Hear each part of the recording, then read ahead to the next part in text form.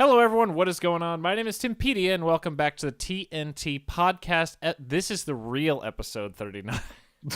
Did we say it was The last realist. Yeah, when I was editing, when I had to re-upload it fucking 2 days ago when I got back on my trip because stupid my Windows. God damn it. After a year of this, we still can't do it right. Dude, it's 39. We got it.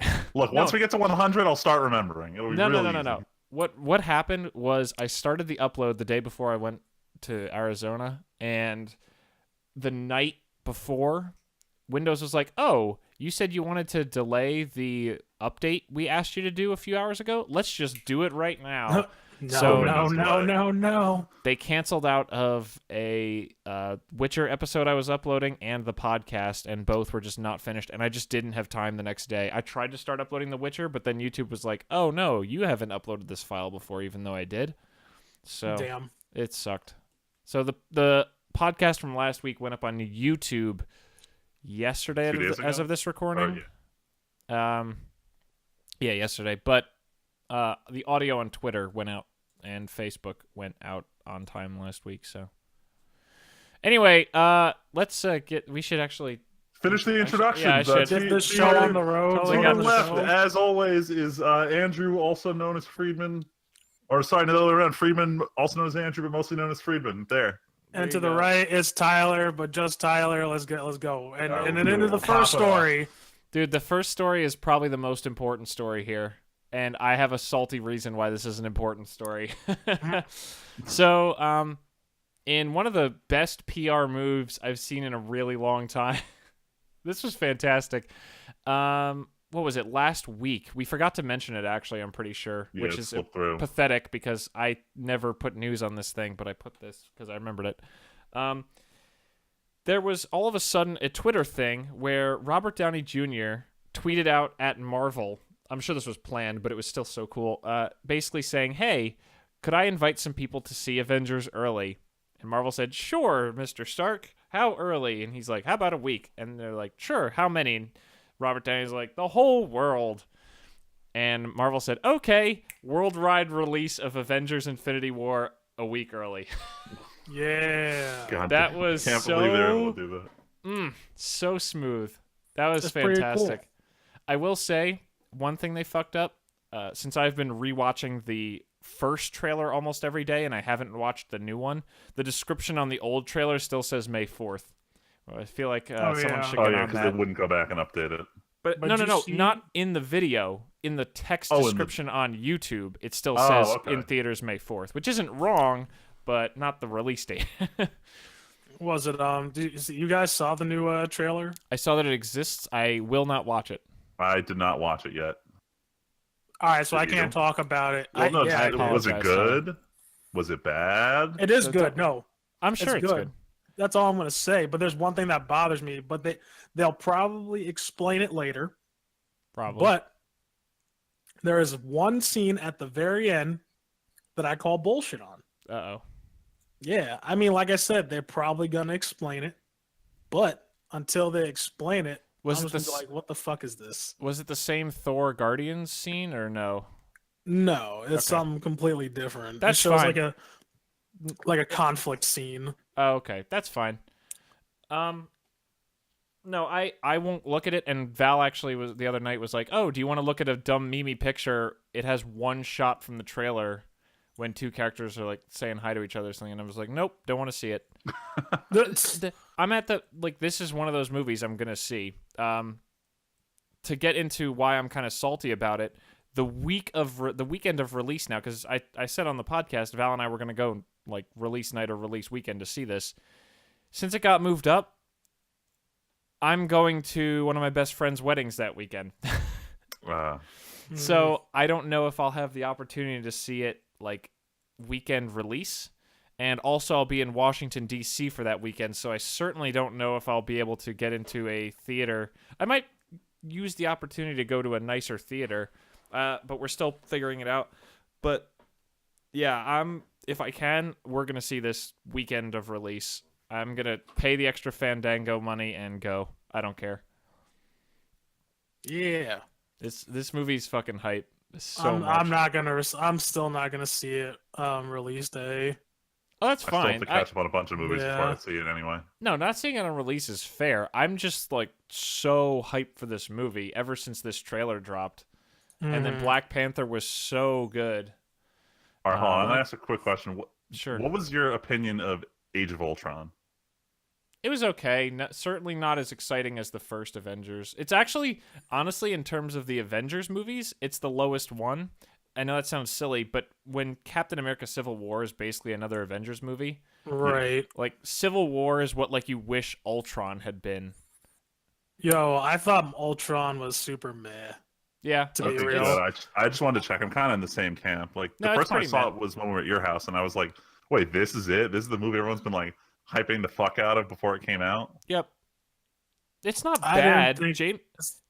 It's What? one of those It's not bad. It's just like you said, meh. Yeah, it's not bad, but the whole time, like at the end of the movie, I'm like literally. I mean, I know it's what the movie's about, but it's about literally two mad scientists and everybody else cleaning up their mess. Yeah. I'm like, And yeah, it's like whatever. It's a little frustrating that Tony's plan kind of works out when he creates Vision because it's like, no, you failed the first time. You shouldn't just do it again because you feel like it. This isn't a situation where it's like, hey, let's just keep trying until it works, right? Right. Just brute force it. I will say James Spader, as always, really kills it as the villain, but they don't give him a lot to work with, I guess, is the way to put it. Like, he's just such a charismatic guy, but Ultron acts kind of goofy and stupid a lot. A little. Like not like up to like James Spader's like par Like- for like when he does characters. I will say, literally, the Thor hammer scene is one of the best scenes in the entire franchise. When they're dicking around. Excuse me. When they're Shut dicking up. around. Yeah, I know. When they're dicking around and Cap shifts the hammer just a little in Thor's face. Oh yeah, that was One one of of the best scenes in like Marvel movie history. And then and then Ultron walks in and he's genuinely creepy as hell. But then it just kind of doesn't do enough with him after that. That's really my opinion of it, but I'm just hyped for Avengers. This movie is going to be sick as hell. I don't care. Nice. Oh, I'm just excited. That's interesting. What? I just found this, but apparently, I don't know if you guys have even heard of these people. They're like lesser known heroes in like the Marvel universe, but apparently Cloak and Dagger are coming out and like they're getting their own show. Interesting. Is it Yeah. like or not CW? I'm like looking through. Wait, hold on. is it Netflix or is it one of the? It's other probably TV going to be networks? No, it's going to be on Disney, I bet. Disney's platform. Freeform. Oh Where yeah. is it? What's Freeform? I don't know. It's what this like is. It Is it one used of to be a those- different channel. Hold on, because I was watching it the other day. Oh, all right. Well, no. My dad had Freeform. My mom had Freeform on. It used to be ABC Family. Oh, gotcha. Weird. Yeah, that's what it is. I'm probably not gonna watch it. I never really cared. But basically, these guys are basically like drug addicts, and one day they take these like experimental drugs, and it turns them into superheroes, pretty much. Okay. So it's a very positive thing coming from a very negative thing. Okay. But hey, man, whatever. Actually, was it They were in the recent, not Civil War. Sorry, like the last, like they were pretty prominent in like the last like comic book event that they had for Oh, Marvel. okay. Yeah. Hmm. But yeah, I just want to throw that in there while we were talking about Marvel stuff. Sure. It was relevant. Yeah, for sure. But let's move on to the topic finally returning that Tyler and Friedman can talk about while I take a nap. Oh man, the only reason I'm actually hyped to play this stupid game anymore. Overdank. Let's talk about the patch. Damn. So the character that everyone keeps calling Bridget, whose name is actually Vegeta. She's finally live. You can now play her in quick play, arcade, whatever. But notably, she is not going to be available in the current competitive season, which started pretty recently. This is Blizzard's new thing where if a character or map or asset comes out, you just cannot. It's not going to touch the current competitive season. I know competitive seasons are what, like 2 months now, so it's kind of annoying that they're like hyping up this character, but the competitive scene is not going to see her. She's essentially not releasing to them for another 2 months, and this has a lot to do with how they're really pushing Overwatch League, and how once a patch starts the season, Overwatch League is locked into that patch. They don't get any Wait, updates really? that we do in live. Yeah. Holy shit, that's weird. Yeah. Yep. So like they'll play with a certain, sets. Like right now, Sombra is not. All right, I'll jump into the next part. Part of the patch is also that Sombra got nerfed. I haven't read the details of it, but she was getting really good in just the harasser role for anyone who doesn't play Overwatch. The point is, Overwatch League doesn't get these changes. So Sombra is still super relevant in Overwatch League, but for the rest of the game, or the rest of the player base, she's not going to be that significant. But competitive is getting the Sombra nerf. They are not getting the new characters or maps. So it's this odd state where the game gets tweaks, but they don't put new stuff in.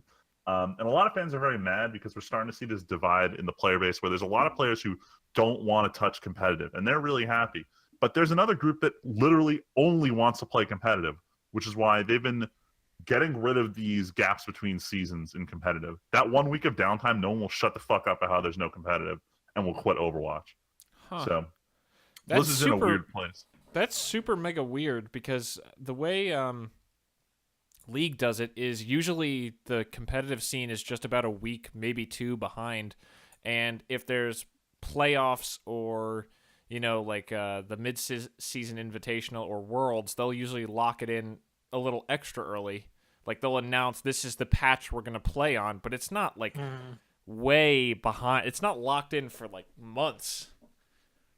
I think they're doing 2-month locks. That's just crazy long. That's too long. Well, the thing is, Blizzard doesn't. In a month they'll only do like one balance patch. So does So League. at League most- does every other week. League has a patch, and they've started doing a thing where once a month is a bigger patch, or once a month is just balance. But that's still like if you're running tournaments every weekend, 2 months is still too long. Kind of. I don't know. This is a controversial point. I don't support what Blizzard's doing. I want to see them iterate on it because they're very aware that the community is a little pissed off that she's not available, mostly because of the way Overwatch is played right now. It's very dive heavy, where you try and jump in with a highly mobile group and just get shit done as fast as possible. Mm-hmm. And the way Brigitte plays, where she's a close range brawler who, when she attacks, she heals her teammates, led to this anti-dive setup, and everyone was excited to see the meta shake up. And now, at least in the competitive scene, it's not changing for Nope. a month and a half. Whoops. So people are a little upset that it's going to feel stale, even though there's literally a counter to the meta waiting to go. So that's the current status of Overdank. That's especially disappointing because there are things like that in League where it's like, oh, this person's so cool, they'll definitely see competitive play because they're really new and interesting. And it's like, ugh, I just want to see them played right away. But waiting like 2 weeks is nothing like waiting 2 months for a new champ to show up. Yeah, I mean, it's enough that people can still practice in quick play, but let's be real, quick play and competitive are two completely different Oh, games. sure. And Yeah. that's the other thing. In I League, still play this. Oh yeah, go ahead. No, go ahead. Go. I was like I've just been playing it just casually lately because for some reason I called my friends and I'm like, oh, let's play some Overwatch. And it's like, all right, I guess. Weirdos. I still like playing it for fun, but then I get too salty. Getting too salty. You can't. You got to remember, like, man, I'm not good at this game anymore, so I just stopped caring. Yeah, That's how you do it. it's a good philosophy in Overwatch.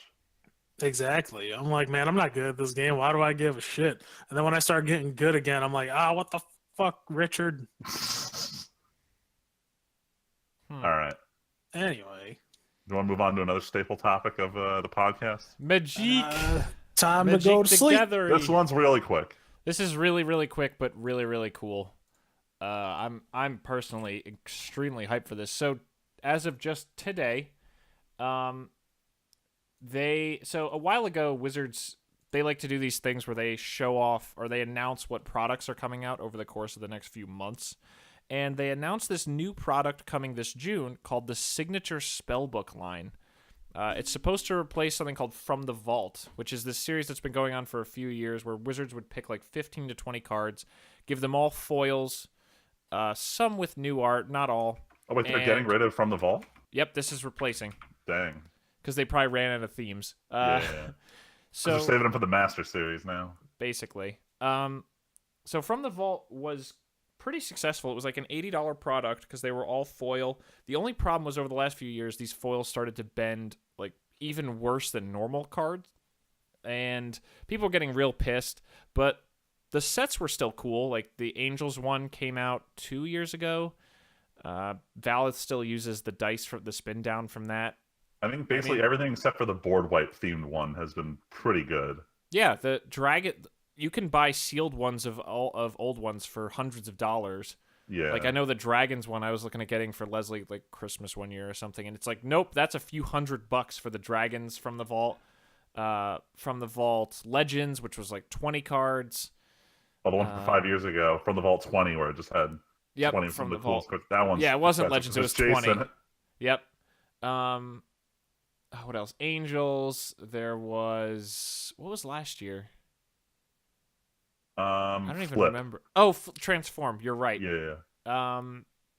So they were a cool thing. Wizards announced that line is ending, partially because people complained about the card stock quality, partially because they ran out of themes, probably. And they announced a new thing called the Signature Spellbook. And the first one they're doing is Jace. It seems like what these are is 8 spells tied to a character from the history of Magic. So we're probably going to see like Jace, Chandra, Liliana, Gideon, and Nissa over the next 5 years. Which I actually think at this reduced price, they could easily do this twice a year. And I think they should. They could, but there's a lot of concern right now just about product fatigue with Magic, so I don't think they're rushing to put out more than one a year. Agree, but considering I'm not buying like any other products this year, I hope you they come want out more. with another one. Other than the Dominaria box up here. But anyway, so what is this? So from the vaults, like I said, were like 15 to 20 cards, usually 10 to 20. I think in 20 Masters 20 they did 20. These are, like I said, 8 spells, 1 Planeswalker card. It seems like this is just going off the one that was spoiled today. 1 Planeswalker card and 7 spells that are something to do with them. And the one they spoiled for Jace is fantastic. We have the original Jace Beleren Planeswalker, which is admittedly not an amazing card, but just still a cool, one of the cheaper and decent Planeswalkers, just good in a blue deck or to just make ping it in everybody chat happy. if you want to see what we're talking about, at least. Okie dokie. And the other cool thing I should point out before I keep going with the cards is these are 8 cards. They are not in foil, but every box comes with 1 random foil, which is a super interesting idea to kind of make a single premium product still worth cracking open. So just because you and stuff mentioned like the that. foil curling, this is going to actually help a lot with it. If you have 7 normal cards in a pack with 1 foil, 8, you get all of them as normal and 1 extra foil. Yeah. So 8 cards and 1 foil. So if you have all those flat cards in a pack with 1 foil, it's more likely to keep that foil flattened, which is kind of how normal pack foils work. Whereas from the vault, it was 10 to 12 foils all sitting there curling together in a pack. Yep. I remember when I opened Val's from the Vault Angel, it looked horrible. But yeah, they were pretty bad.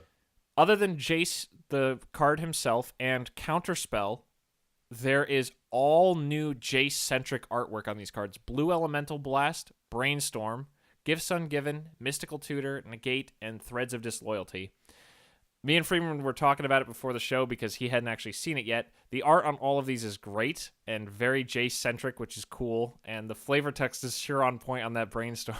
Yep. These will all... Also, the other innovation is there is a brand new border on these. And I think this border looks fantastic. It really looks good. I already told Freeman before we started, I'm buying a box of this. When I go to my store on Saturday for Commander, I'm going to ask if I can pre-order one through them for $20 because that's what MSRP is. It's $20. Yep, $20 for this. And I will run. I was counting it before. I currently only run 3 of these cards in Commander decks, but 2 of them I'd happily replace with. Sadly, the Negate, I just bought the foil of that pretty other artwork for my Kess deck. Counterspell and Brainstorm would both go in there as foils. Even not foils, they're just gorgeous art. Gifts Ungiven could, Mystical Tutor could, and Blue Elemental Blast all could go in that deck if I wanted to make changes for it. And Jace is just cool to have, and Threads of Disloyalty kind of sucks, yeah, it's not unfortunately. But it's just cool to have. I don't mind having it. I would just be sad if that was my foil. Literally any other one of these, I'm fine with the foil. I just don't want Threads of Disloyalty, and I feel like a 1 in 8 chance is fine. Yeah, pretty much anything but Threads and maybe Blue Elemental Blast, and I play the rest of those cards in at least one deck, so I'd be super happy to get any of those in foil. Yep. I would, if I had to pick, I'd probably say the Counterspell is going to look gorgeous in foil because it's got that centered text, which is always hot.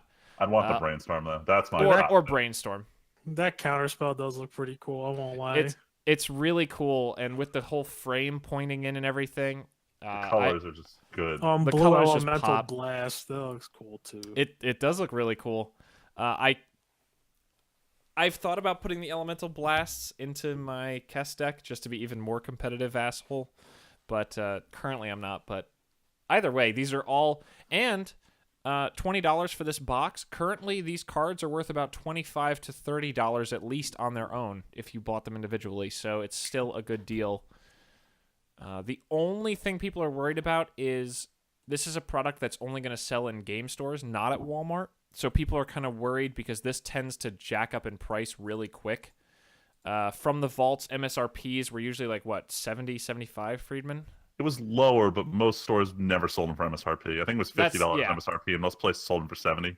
Yeah, that's more of what it is. It's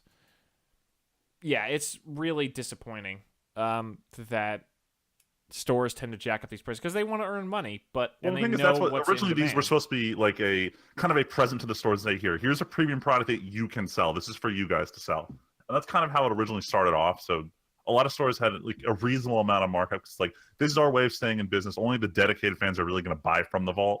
Mm-hmm. So it was kind of like that understood contract. Like, yes, this is a premium product. Yes, this is for supporting your store. That's why it costs so much. Everyone's like, well, I understand. Yep. But I think they're kind of shifting away from that.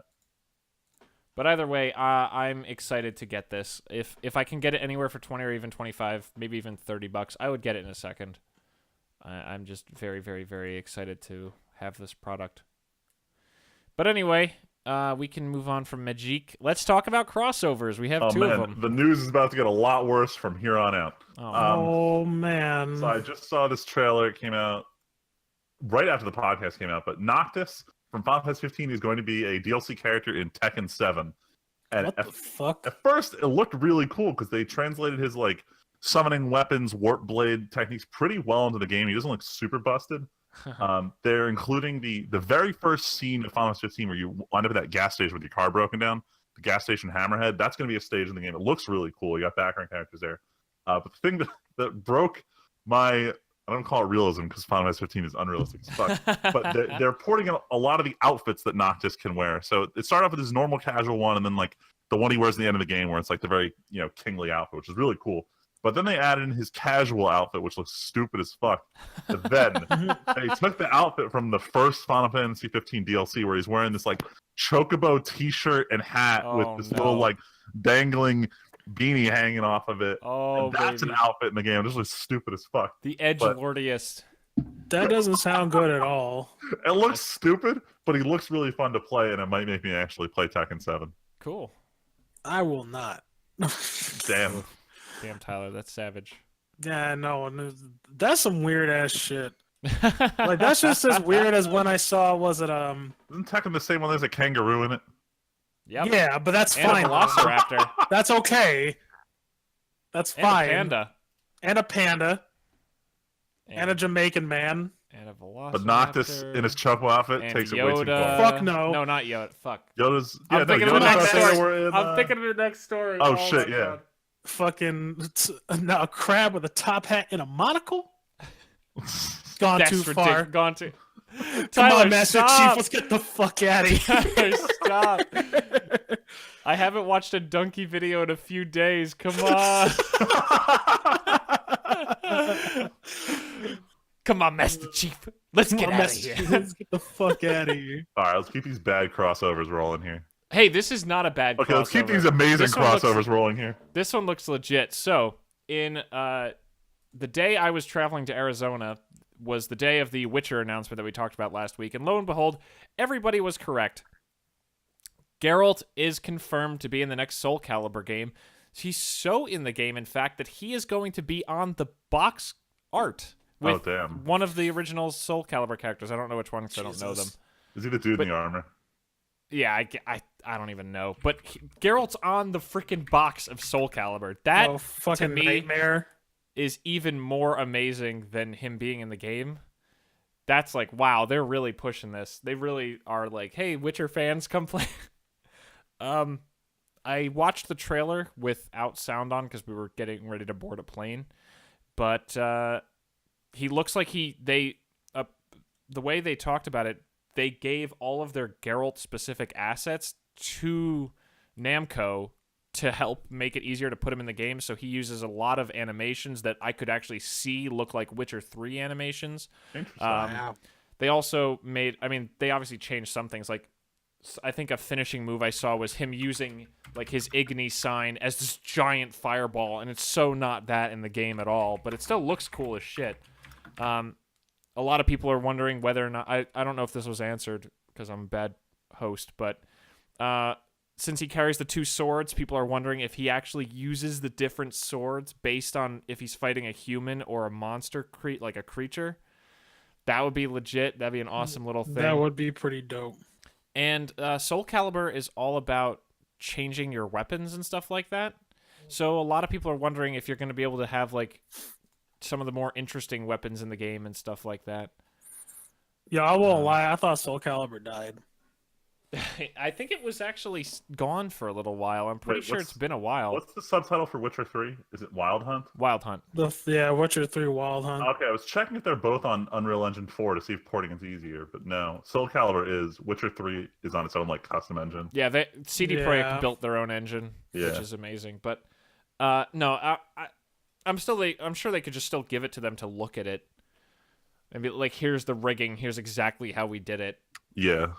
Because I'm sure, like, Namco and CD Projekt seem to have a good relationship, and, clearly Namco wants to use Geralt to sell their game, and I'm sure CD Projekt's not going to be like, no, we won't give you our Geralt. Yeah, now, right. see, I don't know, because this is how some Kingdom Hearts shit happens. Yeah, but this has with been the Mickey Mouse nonsense? Yeah, but I don't know. But Soul Calibur's done all this before. They're the ones who had, like I True. said earlier, Yoda, Link, Spawn, Darth Vader. Yeah. Ezio. They've all been like, this is just a series where they've always had the one crossover character, and I think they've even been on the box before, if I remember correctly. I feel like maybe Yoda or Vader was. Yoda and Vader were. I remember the Vader was the PlayStation. Yoda was the Xbox version. Yep. Keep that black, red, and green color scheme separate. So they're always willing to, use someone else to sell a game, and I think Witcher's a great pick. There's also going to be a Kaer Morhen stage, which is really cool. Run around the courtyard where you got trained as a Witcher. So yeah, overall I think it's awesome. Especially playing Witcher 3 still right now, but I'm just hyped to see Geralt do more stuff. Apparently the voice actor came back to do all the lines for Soul Calibur, so there's not going to be some weird disconnect. That's cool. That's mighty white of him. Wow. Wow. God damn it. All right. All right, let's go to our last real topic. I was going to say, speaking of... wow.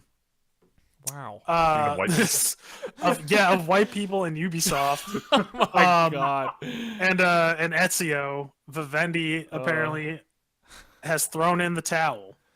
And they're selling all their shares that they bought from Ubisoft. Where's the meme of like the Ubisoft logo patting his head while he's trying to pick a button? God. He's sweating. Whew, that was close. But see, here's the thing though. In exchange, right? Here's some where conglomerate shit is going on, because Vivendi, even though they sold all of their shares, Ubisoft is now partnering with Tencent Games. So they went from a big company to literally a conglomerate. And they're not being bought out by Tencent. They're just like apparently like working with Tencent. Yeah, that's some weird shit. Sounds like some weird business deals going on. I feel like we need to watch that Office episode where Oscar and Michael argue about China taking over the world. Yeah. Tencent is doing that as we speak. They totally are. Yeah, so but like that was a part of the deal apparently. Apparently, like Ubisoft, like like as like when Vivendi sells all of their shares, Tencent will move in. So I feel like there was some money exchanged, Probably. or Ubisoft like sold their soul to the devil that is Tencent Games, or just Tencent Media, whatever. I mean, it's good on the one hand that Vivendi backed off, but obviously Tencent's a big company these days. So Big, they're fucking large. You imagine Yeah. they make games for and like other media for the world's at least a world or the seventh of the world's population. All of well, China. Damn. not much we can do. Not much we can do. Just like Google, We lost. we lost. The war between democracy and communism starts here, and we fucking lost. They got more money than us capitalists. Yeah, capitalism did not win. Oh no. No. No, America, no. Oh no. Can't believe we've done this. We'll just have to give up on American Done this. capitalism and just accept Japanese capitalism Oh God, because I it's saw time this coming. for the weeb Oh, shit. Motherfucker. Motherfucker. Had to just seize the opportunity and Motherfucker. interrupt the news. A lot of sequel announcements this week. I'm very happy to talk about them. No way. The first one is that Steins Gate Zero, the prequel to one of my favorite anime, is going to be 24 episodes. There was a mistranslated interview a couple weeks ago where the director said we weren't sure if we could fit both of these arcs into 12 episodes, but we tried. And everyone's like, wait a minute, they tried to fit 2 into 12, or they tried to fit each one into 12? And no one understood what it meant. But then they revealed the release dates for the Blu-rays, and it's 2 episodes to a disc, and there's 12 Blu-rays. So everyone's like, okay, great, it's actually 24. So I cannot be happier because I did not want a rush job on a sequel to a show I love. I believe that. Yeah, look out for it. If you haven't seen Steins Gate, go check it out. First couple episodes are a little slow. The dub's decent, subtitles way better. It's all about time travel. I know a lot of people in this podcast don't particularly like that, but You're right. it's worth it. It's about sending text messages through time. It's not about people. But moving on to non-time travel based shows, Mob Psycho 100, the series by the One Punch Man original author, which its first season aired about a year ago, was really good. It was the headliner for Crunchyroll's Twitch Watches anime stream, which was amazing. Oh yeah, I remember you telling us about this. Officially confirmed the second season is actually happening with the same staff as the last season. Studio Bones is going to do that. Oh my god. In addition, Shit. the meme side character, who's actually everyone's favorite character, is getting his own spin-off manga because the original manga is ending. God. So there's concerns that the new anime isn't going to go up to the end of the manga. It might leave us hanging with no chance of a third season. But the spin-off looks like it's going to be pretty dank and full of memes. So everyone's really happy about it. Oh my fucking But god. tangentially related to that news, because it is related to the author of all this shit. But One Punch Man, the news about the second season has been pretty radio silent since it was announced last fall. There was an announcement that a voice actor was taking over a role of a character who made a very brief appearance in season 1, and that they were changing his character model. And this announcement was like, why the fuck is this getting announced? You haven't talked anything about season 2. Why would you start with this? Later in the day, there was a follow-up announcement saying, oh, here's some news about season 2. They announced that a different director's taking over just because the director for JC Staff is working on so much other shit. Like, he's doing Food Wars. He's doing right on Netflix's Children of Whales. I think he just wrapped that up. Point is, he's busy. So a different director from JC Staff, one who did a lot of the action scenes from Naruto Shippuden, is coming on to do this one. I'm concerned because almost all the staff is completely different, but there are rumors flying. The reason we haven't heard anything about season 2 is that they were trying to get as many of the key animators who worked on season 1 to be free to work on 2 at the same time. And there hasn't been a confirmation, but there's been tons of rumors that a lot of people worked on 100 were actually from Studio Bones, who, as we all know, is tied up working on Hero Academia right now, because that's coming out in 2 weeks, 3 weeks. Yeah, no, 2 weeks. So Hype.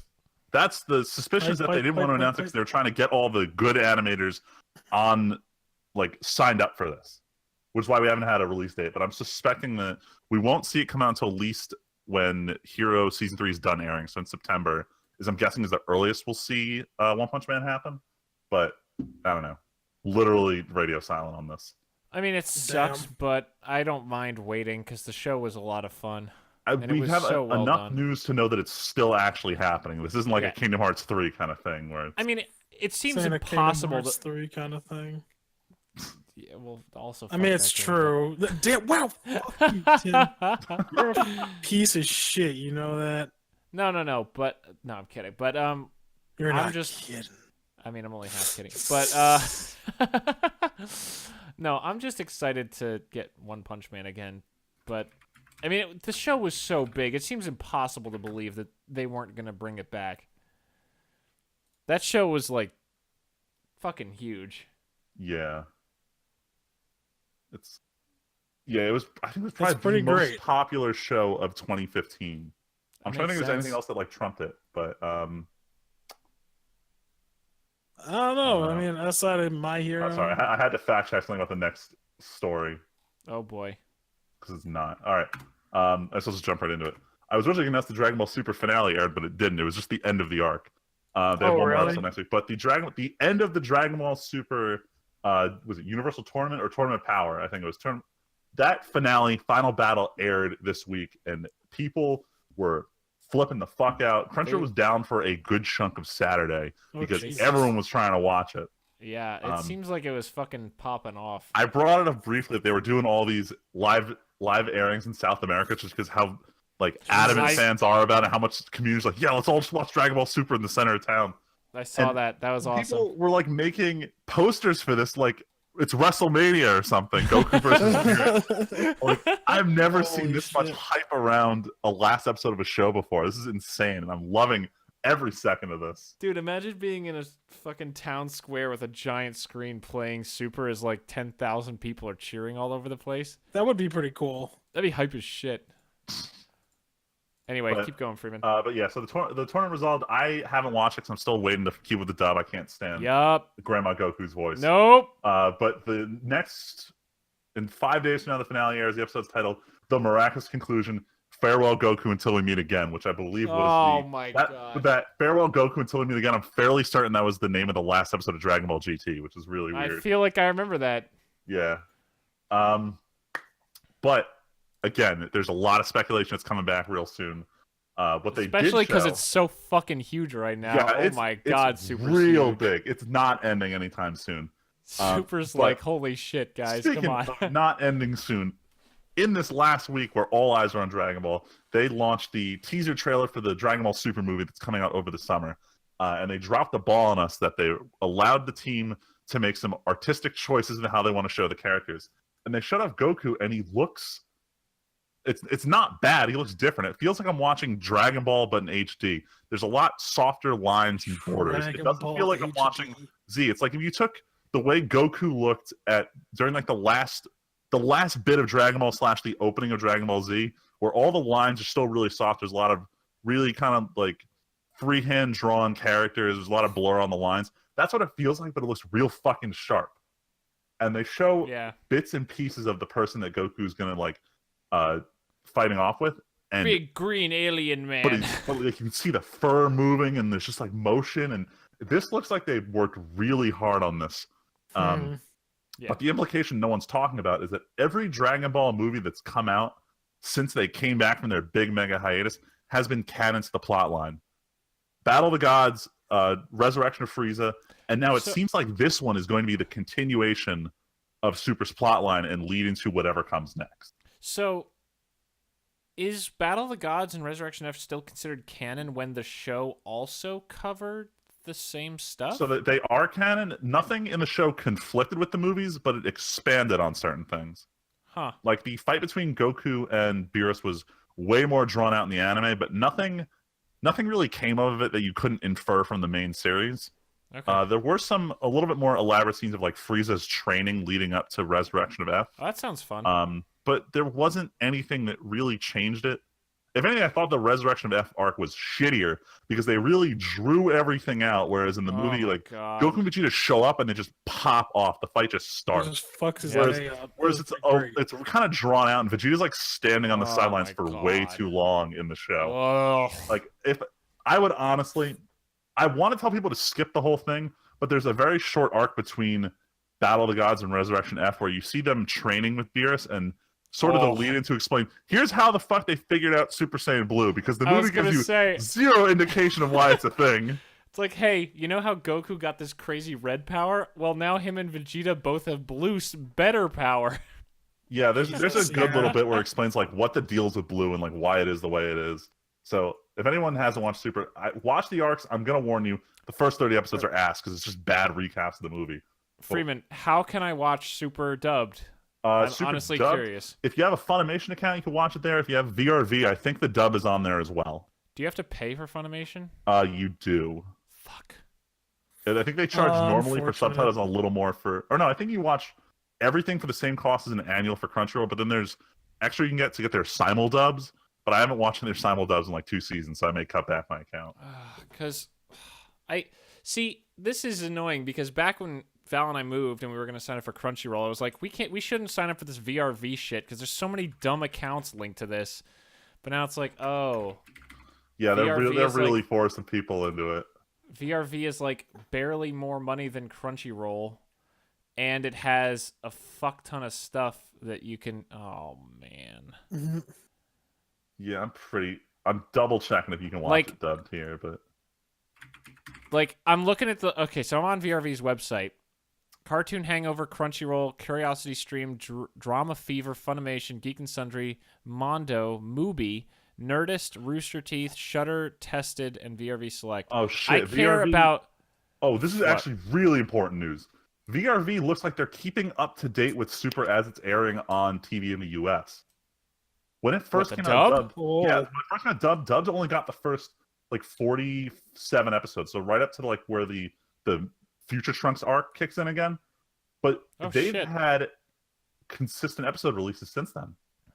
Shit. Shit, So I how might have to does- start paying for VRV? I was gonna say, because... Like, oh, fuck. I don't care about so many of these, but even just to have Funimation and Crunchyroll... and then Mubi is actually a service that the CinemaSins guys have sponsored on their podcast, where it's like selected Netflix movies, where it's like a bunch of people who know movies really well pick a movie every day to put out. They last a month. But like Nerdist, Rooster Teeth, I don't give a shit about anymore. Geek and Sundry, like, why? Actually, hold on. With Dragon Ball Super, I'm just checking on Funimation, so if you can just watch it dubbed from them. Because I don't want to pay for... Oh, my God. Like, what No, is it paying looks like Funimation is now doing dubbed on there as well. for free or paid? No, it's paid. But all Funimation's all paid shit, I think. Funimation's $5.99 a month.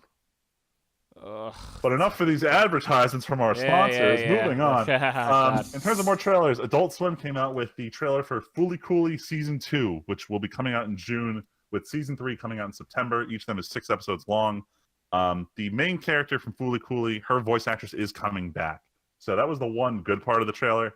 I don't know how I feel about this, because I don't particularly like Fooly Cooly. I am planning on rewatching it in the hopes that I will finally enjoy this series that everyone else seems to love. But I don't know. I really can't get hyped for this. Womp womp. Sorry. Any word Sorry, from you, Frank. Tyler, on that one? Man, I haven't watched Fooly Cooly in a very long time. In fact, like, I can't remember if I liked it or not. It just seemed like it was like a fun show. I think I watched it when like I was like in middle school. I need to just That was try the it last again, time I saw it. but not take it seriously at all. And then No, maybe I'll enjoy it. I don't know. Yeah, I don't know. I might. I mean, it's only what, 6 episodes. Yeah, it's really easy to get through. I might just marathon it just to refresh myself. Because the thing is about Season 2 is the music sounds real good and the animation's looking, top It is. quality here. I want to be able to appreciate this. Like, it's cool and all. I don't know. I'm not very hype about it. Like, I feel like even if I rewatched it, I still would be like, whatever. I feel like if I was into it, I would have watched it again already. Yeah. Mhm. or at least I would have watched like some stuff, right? Like I've watched stuff like I watched forever ago, right? Like I rewatched like Yu Yu Hakusho. Oh, you watch like the Or- good fights or stuff from it. Yeah, Like, from, like, exactly. watching the whole show. Like I'll watch like the highlights pretty Yeah. much, but like I'm like, fully coolly, like even if it's 6 episodes, right? It's only 6 episodes, but I've never had a drive to go back and check it out again. Yeah. Then I guess I'll just rock it through the last topic on here, just because Ace Attorney was my number 10 game on our top 10 list. Ace Attorney's getting another anime, and this is odd because the first one actually sucked. Capcom cut corners when they paid for it, and they just made them reuse a shit ton of animation on it. Damn. They rushed through, like, we're like, okay, cool, we're getting 12 episodes to adapt the first game, and they're like, nope, it's 24, you're doing the first 2 games, but the second one's gonna be really fucking drawn out. And that's how it was. The third game in the series is way more plot heavy than gameplay heavy, so I'm expecting that the anime is going to be able to handle it better because they're going to be able to animate scenes that were just text on screen for the most part in 3. I don't want to get my hopes up high because the studio is literally just like cutting as many corners as possible to make this show possible. But as a diehard Ace Attorney fan, I have to watch it. Yeah. So I will. Reasonable. Still need to play those games. Yeah, you got to play them. I do. I just want to throw in before we go to break a very funny little Wizards magic panic moment that happened today for a bunch of people. Freeman, you probably didn't see this since you didn't go on the subreddit, but no, I did. I saw it earlier in the day. So the French Wizards website, on their modern band list page, or their page where they describe what modern is and show the band list, they had Jace the Mind Sculptor listed as banned in their update for June. So everybody was like, oh my god, they're already rebanning Jace. They just wanted to sell boxes of Masters 25. It's crazy. It's conspiracy. And someone from Wizards came onto the post and was like, no, this is not accurate. We're actually not planning on banning anything in Modern in June, which is excellent. Yeah. From what I've seen. For the record, Jace has not shown any indication of being ban-worthy at all. If anything, Bloodbraid should be rebanned Bloodbraid's really more. good. Like, Bloodbraid is doing better than Jace right now, which is hysterical. But yeah, so that was just a really funny little thing I saw on the subreddit today, where everyone's like, "Oh my god, why would they do this?" Oh, they're not actually doing it. It's just an old archived thing. It's not a big deal. But anyway, we're going to take our break. We're actually doing this super early in the day compared to normal, so we might try to grab a bite to eat. This will probably be a longer break than normal. But, right. I mean, I'm going to go try to make some soup since Val's sick, but we'll be back pretty soon, and when we come back, we will actually continue our top 10 games. Ooh. Definitely got time today to start our part 4 with our number 4 and number 3, and we'll see if we can break into 2. But either way, we'll be back in a second, so see you in a sec, guys. And we're back. Definitely a long break, but we are back to bring you the hottest and latest news in our personal top 10. Yeah. The stuff that people really care about. Yeah, man. Who cares about new shit? We got to talk about that old shit. The throwbacks. The throwbacks. Yeah, man. So I'm going to start us off this time, and we're going to talk about a game that I don't think anyone who's watching the currently releasing LP of this would be surprised, but Witcher 3 is my number 4 game. Oh man, what's that game? I've never heard of it before. Never heard of it. Guys, this game's I hardly knew her. This game is really good. This game's fantastic. No, You don't have to know seriously, your hour count, do you? Oh, I don't want to open it up and risk crashing everything again. All right, I'm going to tell everybody right now. Because I got my Steam up. All right, fuck you. Now I have to check. No. It won't crash. It won't crash. It won't crash. It won't crash. It'll be fine. Hold on. Actually, people are going to hear the game for a second. No, you don't need to open that shit up, though. Yes, you do. No, I'm in GOG, dude. You fucked up.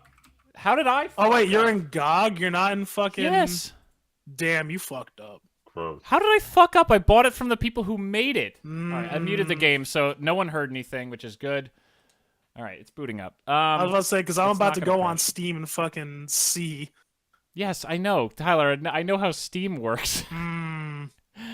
No, but I have to boot up the game. All right, I'm already in. Let's see if it would let me run around. Oh, where the fuck? Oh, here's right. This is where it is. It's in the worst place. 98 hours and 38 minutes. That's rookie numbers. I'm still not done with the game though. So fuck you. So fuck you. Damn, you played. No, I didn't know you played War Farm. What is this?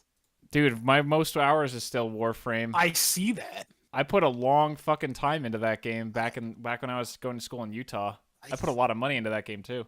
Damn.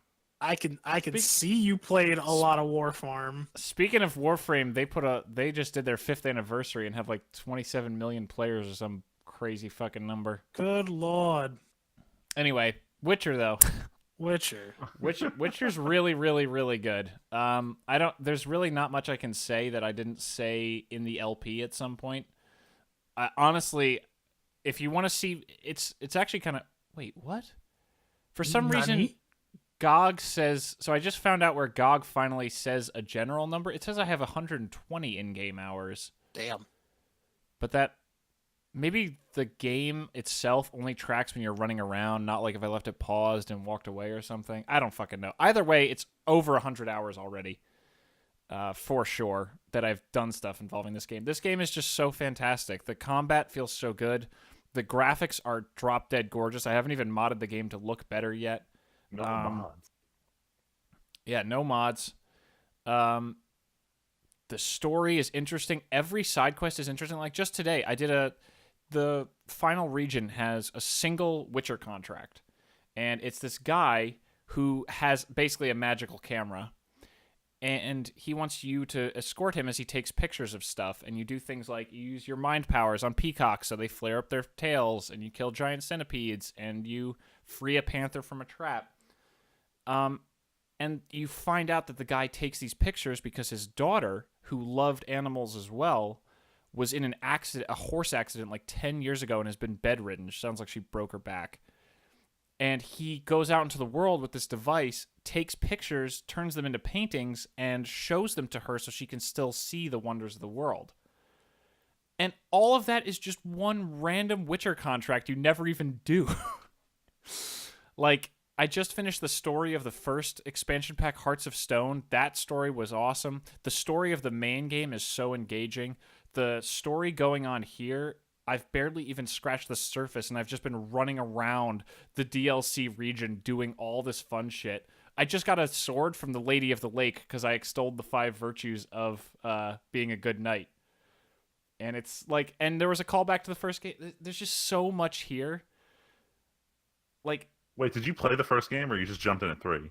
No, I jumped in at 3, but she references, so the Lady of the Lake hands you this sword for becoming worthy, and she's like, don't lose it. Geralt actually says, I've met you before, and she's like, yep, here's this awesome sword. Don't lose it again, Geralt.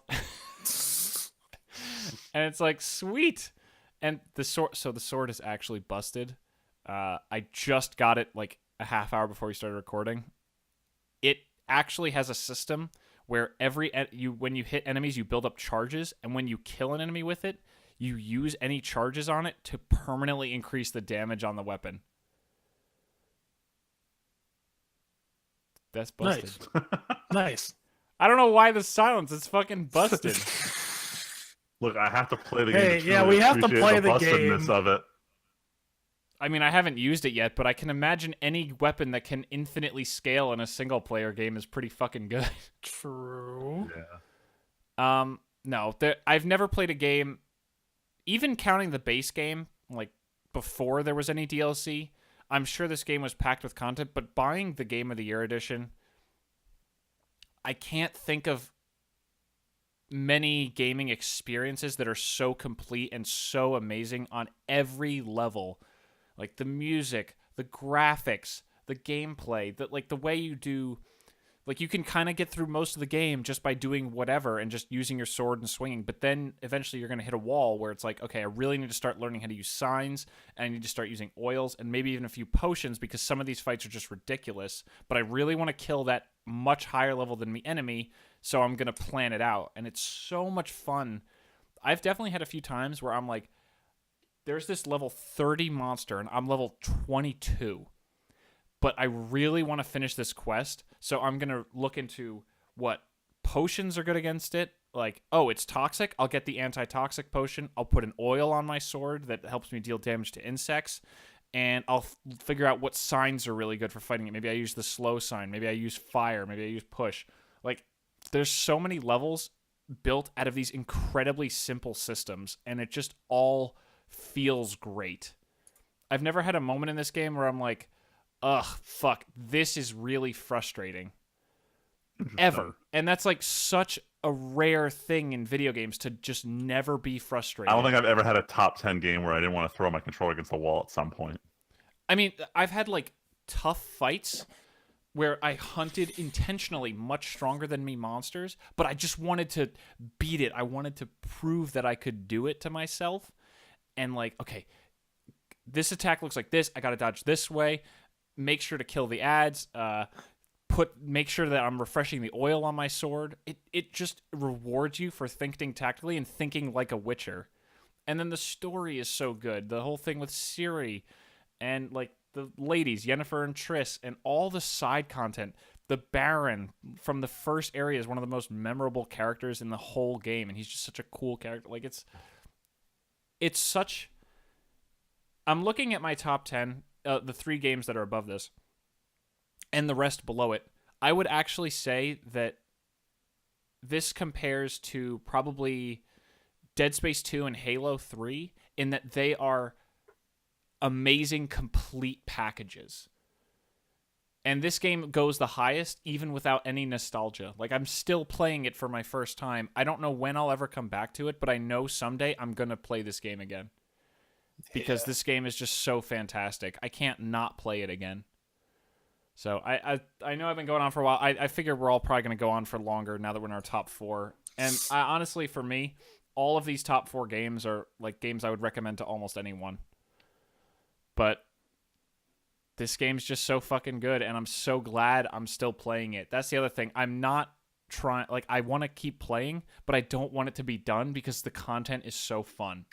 And that's such a rare thing in games these days. So, anyway, yes, Witcher 3 Game of the Year edition, but even the base edition probably is definitely my 4th or higher game of all time. Who did we say? Friedman? I'm going next. Friedman. You're going next? All right, yeah, I'm going to keep on your theme of games that you just want to keep playing forever. Yep. And this is a problem for me coming into number 4, because I know that I have an addictive personality. I've known this since the day I played Pokemon Blue. But, What? The anime guy? but I remember everyone telling me when we were in high school I should play World of Warcraft, and I kept telling them no. If I play this game, I'm going to get addicted, and I'm going to spend $10 a month for the rest of my life. And I had to make that conscious decision not to do it. And I already knew the second I'd play an MMO, I'd be hooked, because when my brother and I were younger, we both played Disney's Toontown, which was also a subscription MMO. But That's a throwback. like, we had fun with that. That was a shitty turn-based RPG that was kid-friendly. But like, I already knew that any MMO I picked up, I'd be addicted to. So I avoided them like the plague.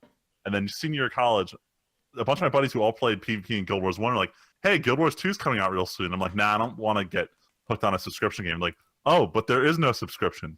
You buy it, and you own it for life. Nani? I was like, wait a minute, what? What? So, of course, I pre-ordered this game, and I've been playing it continuously since launch.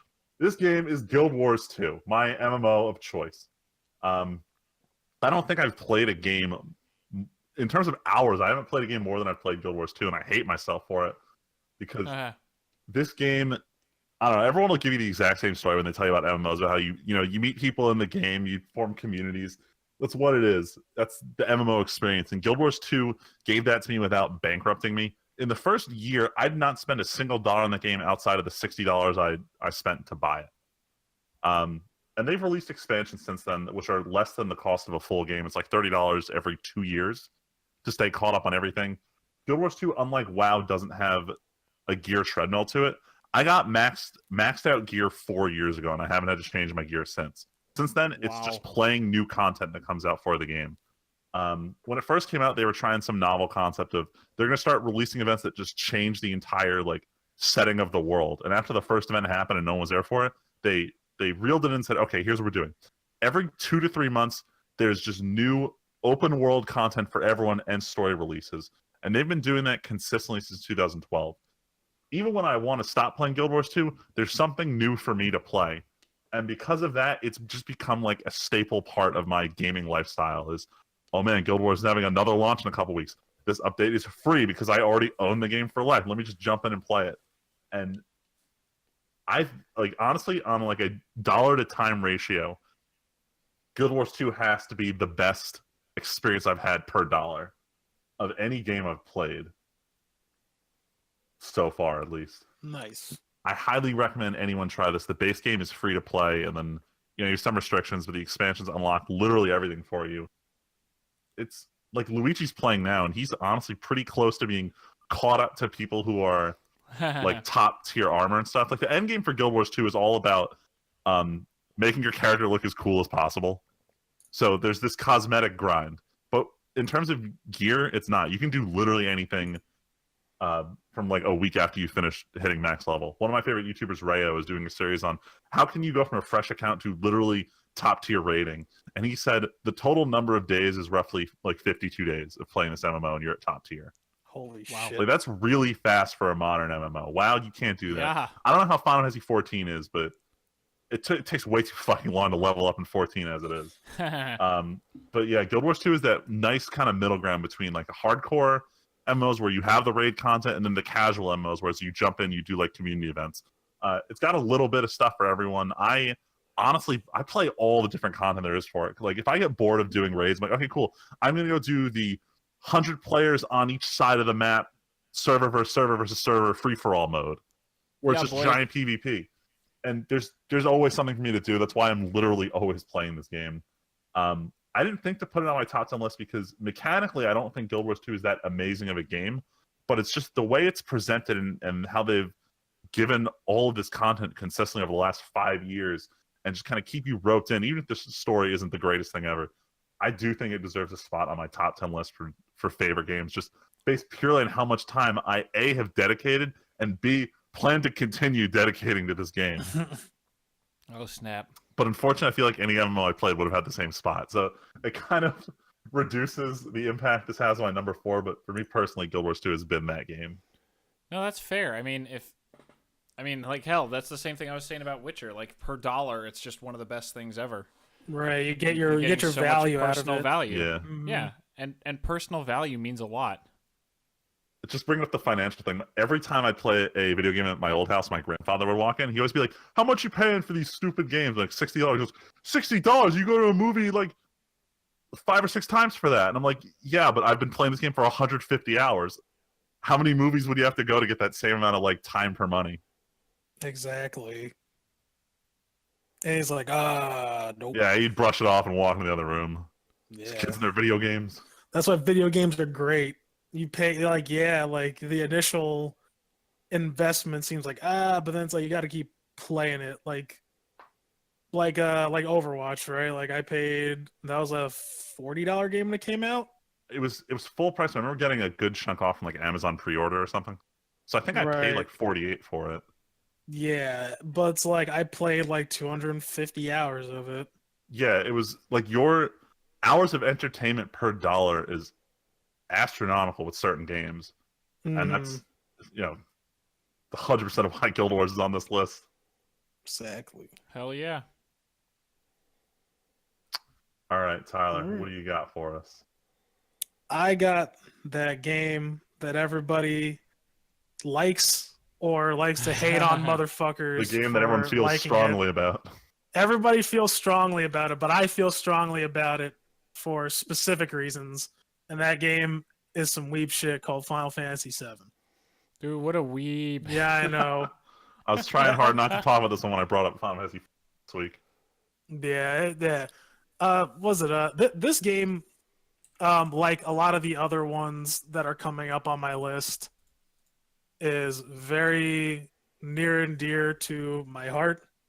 Like actually these these last 4 games, they hold like a special place because I have formed bonds over these games, and one of them was Final Fantasy VII. At first I started when the game came out. I played Well, I didn't play anything. I watched this kid play it. He was like older. Like he came around like the day camp I was in, and like he'd bring How his old were you when fucking you were playing TV. this or watching this? Oh God, I was like, let's see, I was like maybe 7, 8. Hmm. I was young. I was very young, and like I didn't understand what the fuck was going on, but it looked really fucking cool. This And is awesome. yeah, and I watched this dude. I watched him beat Sephiroth. Like I watched him, Tyler, did you almost say a different word than dude? dude. Dude, Okay. Okay. where's my car? Where's my car? Where's my video games? This guy, I don't even remember his name. It was so long ago, but he beat Lost to Sephiroth. time. Yeah, man. And I was like, this is really cool. And then I tried playing. I'm like, man, I suck at this. And then later on, like I tried playing through 7 and 10 in middle school, and that's how I met my one buddy, Felipe, who I'm still really good friends with today because of Final Fantasy VII. Like we would talk about it. I would go over to his house, and like we would basically play through it together.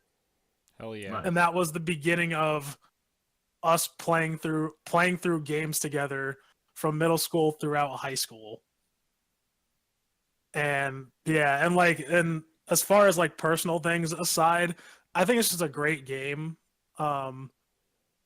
Like just the things you can do in it, like it's very simple. A lot of the things like were very simple. The combat is simple, but a lot of things that you can do outside of it, I feel was very ahead of its time.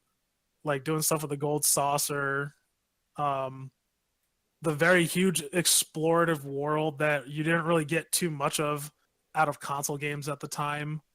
Like anything that you could like openly explore was like, I don't know, like very confined spaces, right? Like you have like Donkey Kong, right? Or like Legend of Zelda. You had some stuff like that, but this is the first game where I felt like, man, this is a massive world where no matter where I go to, each place is unique and different and has its own story.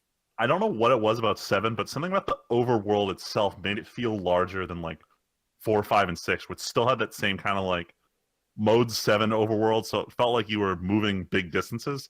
Something about 7 just made it feel so much larger. Right. I don't know. I can't put my finger on what it was. I want to say it's definitely like the way the camera and like the angling, just how you traverse the map made it seem extremely large. Also like the place, I also think it is a credit to like some of the places that you went to. Right? It's Yeah. like, oh man, this place is just different. This I for one enjoy the story. However, I think the main characters are pretty weak. But I still enjoy the game as a game. Like Cloud, I think Cloud is kind of a weak character, right? Mm-hmm. I think Sephiroth, as I got older, right, and I started learning more about, writing and game development and like giving player motivation. Like, I mean, the player motivation is good, right? Like you want to save the world. But like in terms of bad guys go, it's like, really, dude? Saying dude again. It's like, really, you want to just blow shit up because you're just angsty. And I guess that was like the whole theme of this game. Everything is very bleak. It's almost like dystopian, this kind of society. But they set the tone really well in that intro. Yes, they set it up very well. And it does that whole Final Fantasy theme where it goes, you start off on something small, super minuscule, and then you go to, oh, time to save the world. The scale just blows up. Mm-hmm. That's what I like. I like stories like that. I like getting thrown for a curve, even though the more Final Fantasy games I've played, I realize that that's just the theme. I still like it though. Like even though like it kind of destroyed that kind of veil, I still enjoy these games. But so far, 7 has gotten me the most engrossed. Right, I really like 10 also. But I never got that same like I'm on a huge adventure feel than Final Fantasy VII. Like I was in love with a lot of the characters. Like I thought Cloud was cool, but like I'm like, oh man, Barret is a fucking badass. He's got a fucking gun arm. Oh, he was cool. I had him in my party for almost that whole game. Yeah, man. And who was it? Yeah, like him. Sid was really cool, especially when you get the the feeling that when you get the high wind in that game is the greatest. Oh my god, when you You're finally I get can your go- airship. Yes, you That's can like go That's like anywhere. a common thing in earlier Final Fantasies where the second you get the airship, suddenly it's like the whole world is open to you. And I don't remember what it was about 7, but when it happened, because it's like by the time you get the airship, I think it's like you're on like the end of the second or beginning of the third disc, and you haven't been to a shit ton of these places in a long time. So it was really fun to return to stuff like, was it Fort Gondor or whatever? Oh yeah, Fort The Condor, minigame, Niflheim. I thought you said Gondor for a I second. did say You Gondor. turned Oh, to Gondor. And I'm like, wait a minute, that doesn't seem right. They call for aid. But yeah, and on top of me just really liking this game, it formed a lot of bonds when I was younger, and like that stuff I can't obviously like I can attribute that to other games as well, but like this one, like it almost felt like it came out of left field. Like it was just a game like, oh, I kind of want to play this game. And then it turned into, hey, I've been playing that game too.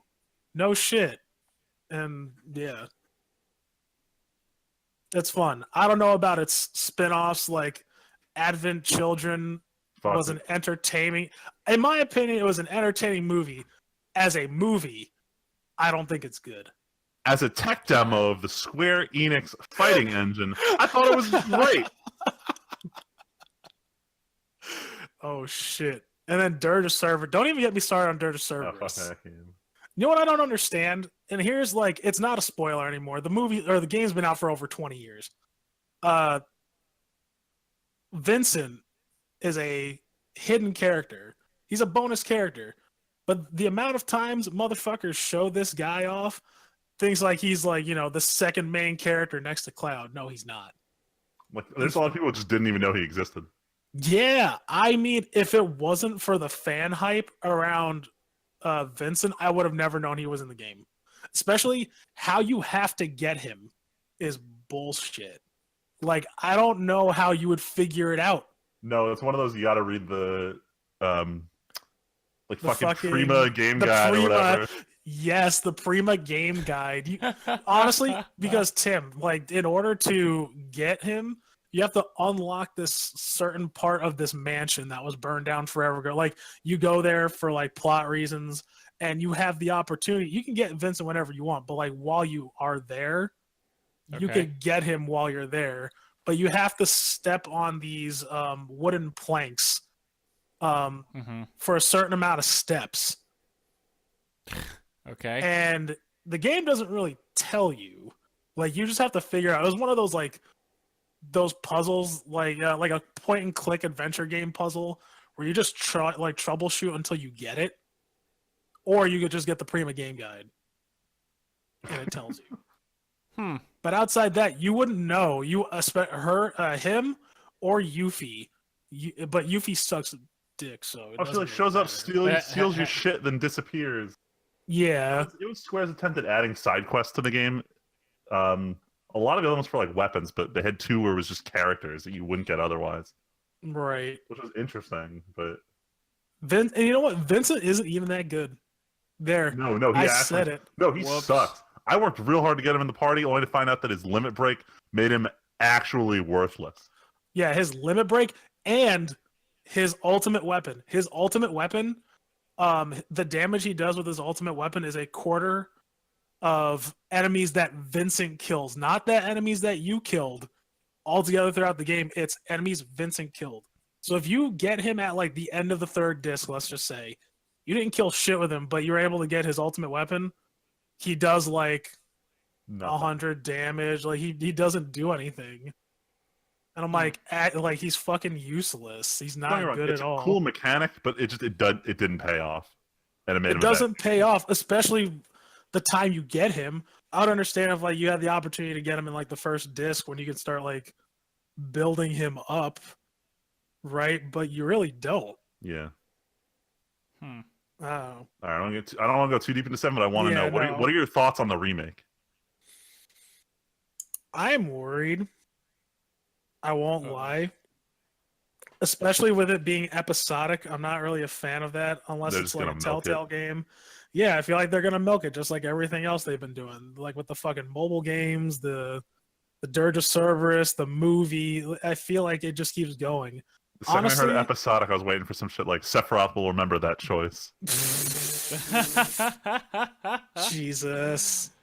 I That's fucking spicy, Friedman. I won't lie, when I was in middle school and I saw that Final Fantasy VII tech demo Oh, for PS3. for PS3, I was hyped. Like that, I was fucking freaking out about it. And even up until like high school, I had like hopes about it, and now I really don't care. I thought to myself, like, you know what? I wouldn't mind going back to Final Fantasy VII again. Like, obviously, I still play it off and on. Like, I'll pick it up and like I'll play through like the opening sequence of like the Shinra mission, right? Oh, Like Yeah. that is an iconic opening mission to like almost any game. I feel like we need to make everyone in the squad play just that level so they understand what feel we're going with in Yeah. D&D. Yo, for real, it's a combination of that and fucking Altered Carbon. That's the I homework. don't watch the rest of that. Yeah, but like I just enjoy it. Like it's just really cool. It's just a cool game. Like I said, Understandable. some of the stories left to be desired. But oh yeah, in terms of the remake, I'll probably play it, but I don't really give a shit anymore. Like I'll probably go back if I want to play the game. I'll just go back and play the original. I mean, are you gonna wait and see from the, like? I mean, you're gonna go back and play the original, but are you gonna buy the new one? Yeah, I probably am. I'm gonna be that cheap. Yep, there you go. I just won't like I won't be excited. I'll be like, oh, let's just see how it goes. I'll right. do it, but I don't wanna. I'm doing this because it's my choice. Yeah, I'll do it for I won't even. I won't lie. I'm gonna do it for nostalgia's sake. Yes, Square Enix has gotten my money out of this game like 3 too many times, just like my number 1 game on my list. Oops. Yeah, oops. In case that isn't a hint for No, anyone don't hint at it. next Keep it a week. secret. No, it doesn't matter. I'm gonna say it right now. Who was it? Cypher? No. No. Tim, what's your number 3? Okay, so my number 3. Cover it up, Illuminati. But actually, though. Actually,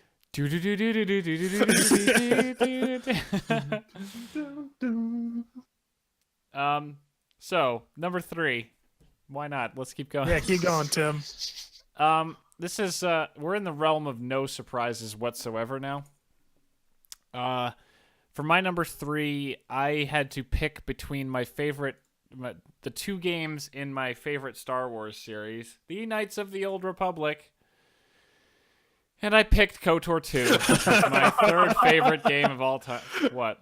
No, just the way you're going. I picked KOTOR 2. Whatever. Well, no, I know that since most of the people on my channel watched the Star Wars content at one point or another, they're going to be curious as to why I'd pick 2 over 1, because 1 definitely has the bigger, grander story. They have the big spoiler alert, the big reveal 3/4 of the way through the game, and you just have this you're really invested in this story. You start from nothing, the BioWare story. Oh, you're a nobody and you save everybody. Mm-hmm. That's fine. It's a really good game. The systems work pretty well, but 2 just does it all better.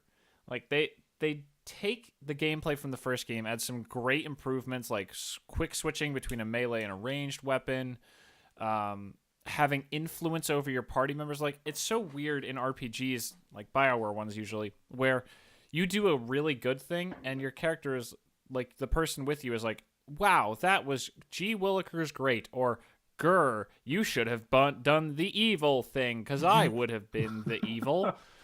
Jesus. Whereas in it doesn't work perfectly, but in KOTOR 2, the system they went with was, if you do an evil thing and you have the good guy with you, you lose influence over them.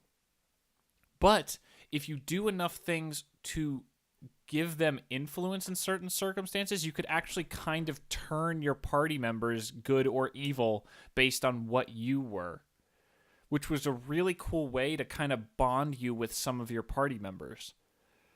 Like, what's a good example? Like, if you're a good guy or a bad guy, so you get a different party member based on your gender, male or female. You get 2 different party members. The male one is way better, even though canonically you should be a female for the game. And if you're light side or dark side, you get 2 different party members as well. It's just so cool to see how your actions change things. Because in KOTOR 1, you didn't have that. In KOTOR 2, your actions feel like they influence things so much more. And that's kind of the idea of the game, which is even better. Your main mentor person, Kreia, she spends the whole game trying to get the idea through your head that all of your actions have consequences. There's actually a scene on one of the planets where you show up, and it's something you would never see in a BioWare game. There's a beggar right next to your ship when you get off, and he says, "Can I have 5 credits, please?" "Sure, here's 5 credits." And then Kreia, because you have a mental link, is like, "Why'd you do that? You're not helping that guy." And you're like, "What are you talking about? I just gave him 5 credits." And it cuts to a scene where the guy was running around, running to spend his money, and someone saw him, stopped him, beat the shit out of him, and stole those 5 credits that you had just given him. And the lesson is supposed to be that all you did was hurt that guy. Damn. But you can totally go with that, or you can fire back and be like, "That's ridiculous. I didn't cause that. I gave the guy money as a gesture of good. It's not right to not do that just because maybe someday someone else does something bad about it." So there's this great, like, the whole game tries to operate in this gray area where there's so much good and evil on both sides of what's going on. And the galaxy feels like such a dark place because you're being hunted by these Sith assassins while the Jedi are basically dead, and all the Jedi who are left are kind of shitty most of the time. It really is one of the best Star Wars stories about how light and dark, good and evil, Jedi and Sith both have their pros and cons. Actually, it's not just like, grr, the Sith are evil and yay, the Jedi are good. It's like, no, the Jedi kind of fuck up a lot, but the Sith want to kill a lot of people. But actually, in the Sith Empire, sometimes things go really well, but they also can turn on each other and kill each other. It's a great story with, on top of gameplay changes from the first game that make it even better. And then, while the game is very good, also the modding scene has really helped. Playing with the restored content mod is like playing a brand new game if you played it originally years ago. There's just so much stuff that was cut from this game because Obsidian is always under the gun, it seems like. I don't think it's a crazy thing to say. A lot of people prefer Fallout New Vegas to Fallout 3, except for the fact that it's buggier. Yeah. Am I wrong? And that's I've kind heard of the that. impression? I like New Vegas over 3. Yeah, exactly. So you understand. Mm-hmm. Imagine a similar change, except in a Star Wars setting, where the first game maybe had a more normal story, but functioned better. But Obsidian clearly had these amazing ideas that they just weren't given time to implement. And it leaves bugs that can hamper the enjoyment a lot. I'm sure New Vegas is also a much better game with mods. It's like the same exact setup. Mm-hmm.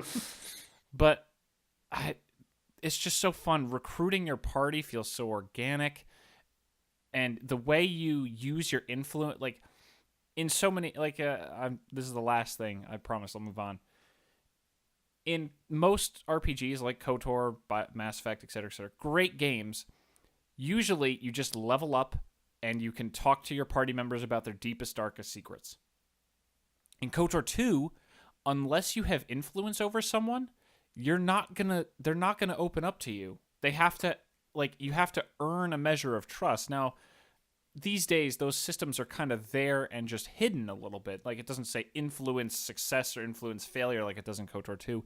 But that was the first game I really played where it was like, no, you have a direct influence on your party members, how they will act, and what you can get out of them. And honestly, if in most cases, if it's kind of an underlying theme again, but a lot of your party members, if you have influence of them, you can train them yourself to be a Jedi. It's actually super cool. They're kind of like seen, like at the end of the game, you're basically told they were kind of the lost Jedi Force users. Almost everyone who can become a Jedi was kind of a good person. But if you go evil, you actually turn them into Sith. It's so cool. Damn. Like, you actually tell them you're a Sith guy, and here's your, because you give them like they all have their own class, just like you have your own classes, like Sith Warrior versus Jedi Guardian. I can't remember exactly what the Sith one is, because I'm usually a Jedi. But it's like, it's so cool to be able to shape and influence your party members like that, and it was just such an awesome thing at the time. So yeah, my number 3 game, it was hard to pick between KOTOR 1 and 2, and it's kind of surprising, I'm sure, to see only one Star Wars game on my list. But yeah, KOTOR 2, baby. I fucking love that game. What do you got, Freeman, as your number 3? I'll start wide and narrow it down because this was a hard one to put on this list. Oh I'm boy. gonna flash this back Oh yeah, I can see this. to Yeah. it was 96 in Japan, but it was 97 in the United States. There were no good games It was New Year's. for Game Boy Color. But then Nintendo came out with the game with a bunch of monsters in it. And the world said, what am I supposed to do with them? And Nintendo softly whispered, you gotta catch them all. And that was the start of it. That was the start of my Pokemon addiction. I've played every single Pokemon game since Red and Blue have come out. Freeman, I feel like you're writing an anime intro. I right here. am. I'm really trying to overhype how big this is. Pokemon has been a mainstay of Nintendo handhelds for forever.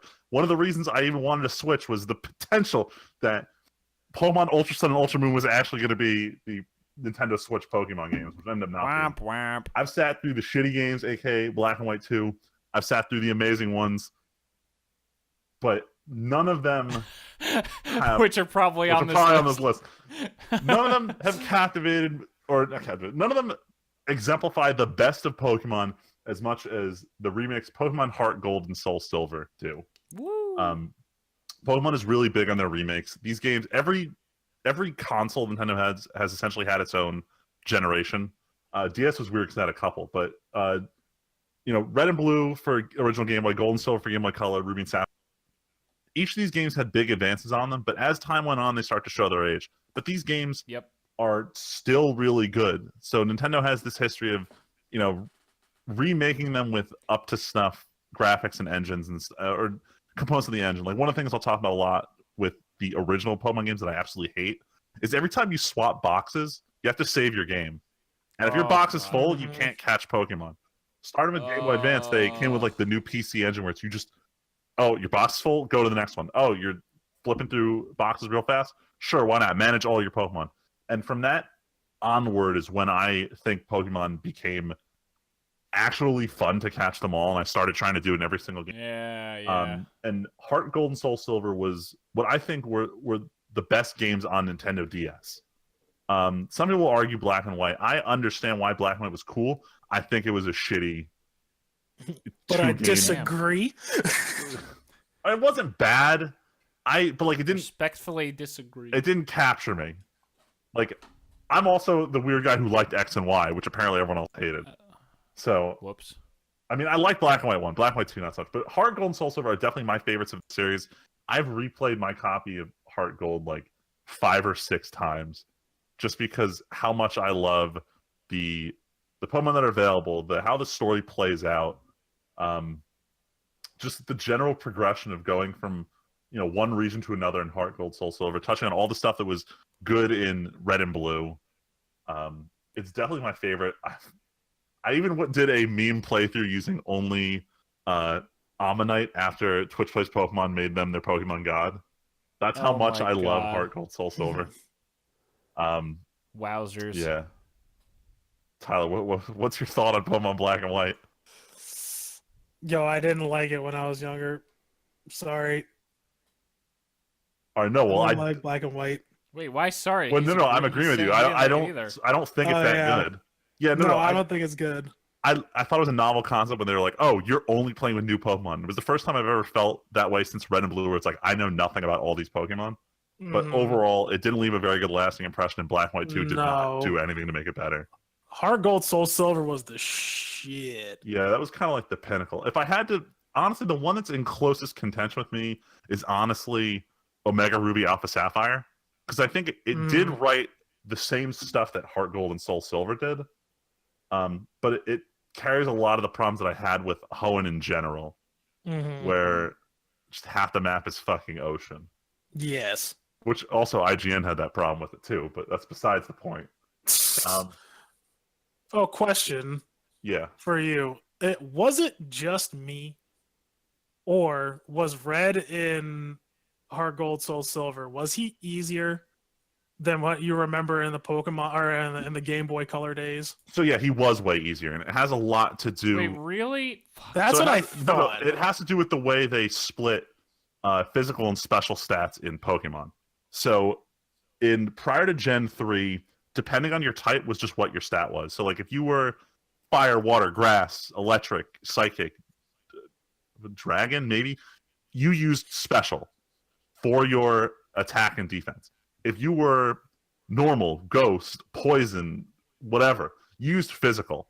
So because that, certain Pokemon had innate kind of extra resistances. Like even if I had like a fire Pokemon that had big special stats, and you're using a water Pokemon against me, I have a good, like, it uses my special defense by default. So it may not really trump me if my fire Pokemon has a big special defense. And the same kind of thing with physical types. But starting in Gen 4, they had the big idea that just because you're using a water move doesn't mean it should be special.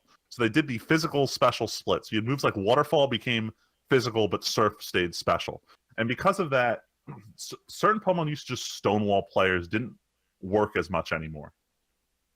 Like I'm trying to remember, it's like everyone always makes a joke about Whitney's Miltank being undefeatable. Oh yeah, fucking rollout. Oh my god, yes. And it had a lot to do with the Miltank had a huge special defense, which meant that your starter generally couldn't do shit to it.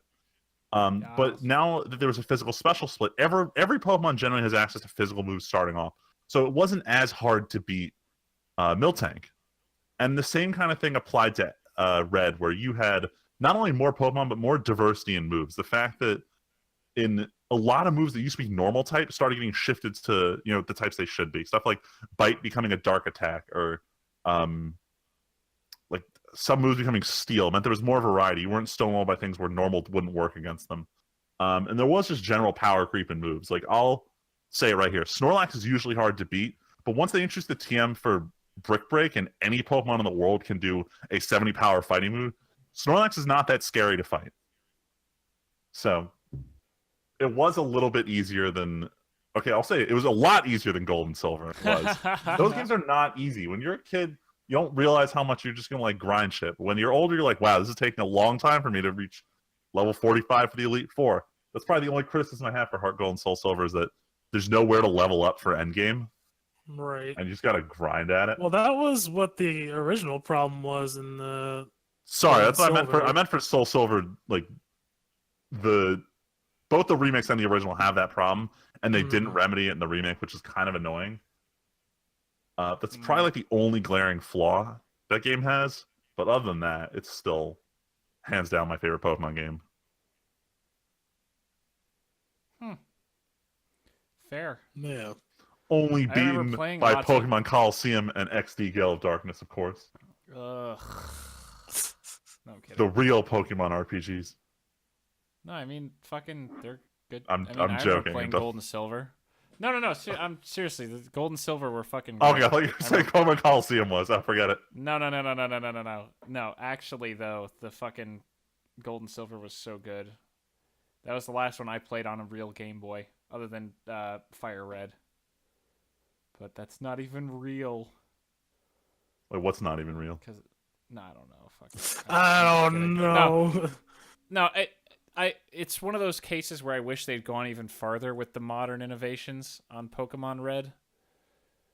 Like, Much like every single game since 1998, no one will shut up on how the next one is going to be another of the Kanto games. So Dude, they're the ones that like. There's a reason Charmander still wins every popularity poll. no, this needs to stop. This does need to stop. Needs to stop. Tyler, speaking of the color red, why don't you talk about your Man, no. We need to stop. No, we need to stop this right here. I agree. No, come on. No, this is bullshit. Everybody, No. Charizard's fucking great. No, fuck you. Get the fuck out of here. Stop it. There's other Pokemon that need attention too. Yeah. Charizard. Fuck you and your Charizard. I don't care what Leslie has to say about it. Speaking of which, before I move on, if you ever want to trigger Leslie, just talk about Whitney's meal tank. Oh man, make her listen to Okay. this part of the podcast. Oh yeah. We'll have like a stroke. But alright. I'll go on to my number 3. One of the most banging action games of all time. Super Mario Brothers 2, baby! Super Mario. Super Mario. God damn it. Donkey. So much donkey. Too much donkey, fucking Christ. No, it's God of War. God of War 1 specifically. Gow. Yeah, I love God of War 2. God of War 3 was on some other shit. I didn't play these other garbage ass games for the PSP and Ascension. I played them. I didn't want to. Like, No, I didn't play them on PSP because I didn't have a PSP. I did it on oh yeah, the collection that came out. Yeah, or the whatever. collection.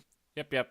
Nothing amazing. Not super great. Yeah, it's fine. It's fine. And like I thought about playing Ascension, but I think it was one of those things where it's like, man, I played through the trilogy. I really like, as far as I'm concerned, the story's over. Yep. I didn't play Ascension either for sure. Same reason. Yeah, like it's weird. And I'm hoping that this new one that comes out in next month will be how I feel about Gears of War 4. Where I'm like, I'm gonna try it out. Why not? Who gives a shit? And then I just end up loving it. But I love God of War because, oh man, there's a lot of things. It's just fucking cool for some reason at the time, right? I think the story, number one, I think the story is fantastic. In fact, I think it's one of my favorite stories in like game wise.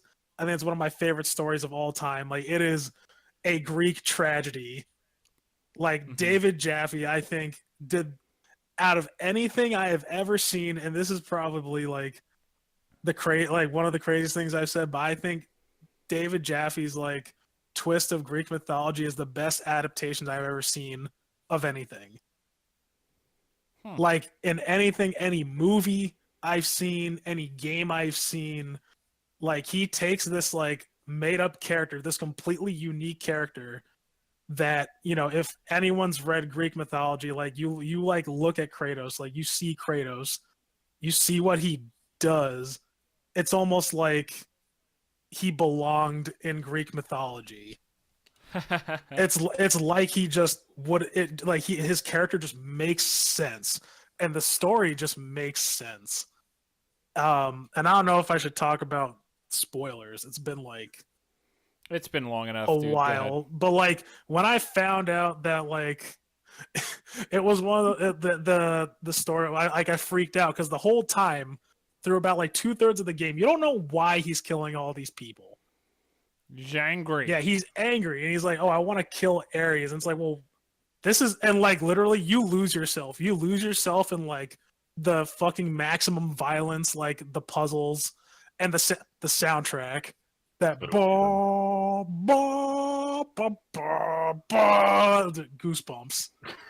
goosebumps every time. Everything about that game is grandiose. Everything about it is great. But it's like, oh, you find out like, oh, Ares just wants to make you a great warrior. So he filled Kratos with like bloodlust and to kill his family. They never explain how his family got to like where it is that Kratos was raiding, but hey, they died. And now he's like, fuck it, I'm gonna kill Ares. I'm like, you know what? That's good enough for me.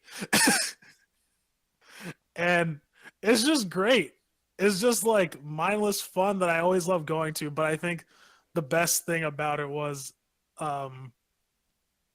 it's just this like the story was just so captivating. Like the world was great, and especially at the time, I was that game came out when I was learning about Greek mythology in school. Mm-hmm. So it also kind of like it was like a fun way. What I liked about God of War was that like It reinforced what you were learning. it reinforced what I was learning, but like it was one of those games where it's like, oh, in the loosest way possible, learning can be fun too. In certain mediums, and also that like like this old like because at the time I was a kid, right? I'm like, man, this is old shit. I don't want to know about this stuff. This stuff is dumb, and like all the like, and I can almost say like God of War has opened my mind, like expanded my mind, and like helped me open up to, hey, maybe you should try out these like older things, right? Like older movies, right? Like I got into older movies. I've gotten into older books, right? Because of this. I'm like, oh well, like this is just like God's doing really crazy shit. And that's what they did. Like if in Greek mythology, all the gods and goddesses and all the extra characters, they just do dumb shit and it was just crazy. And so I wanna like give credit to God of War for helping me become more, I guess, adventurous into what I have gotten into, like consuming media wise. Because, dude, I remember staying up so fucking late to beat that final boss fight. Holy Man, shit. Ares is a fucking asshole. He's hard. He is tough as fuck. He's I remember I hard. beat the first phase and I was like, yes, I did it.